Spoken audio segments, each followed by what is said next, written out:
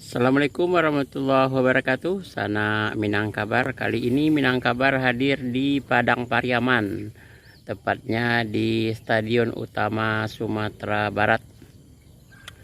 Stadion utama ini dalam proses tahap penyelesaian untuk konstruksi dasar, itu sekitar 70% mungkin ya sudah terbangun. Namun untuk tahap finishing ini nampaknya masih memerlukan waktu ya, mungkin tahun depan.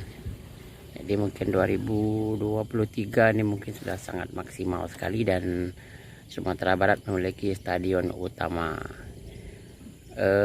Nanti kita coba untuk bisa masuk ke dalam dan melapor dulu kepada pihak yang berwajib, misalnya pengelola atau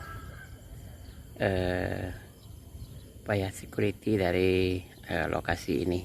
Demikian saja dulu informasi awal kami, Minangkabar, berbagi kabar ranah Minang. Assalamualaikum warahmatullahi wabarakatuh.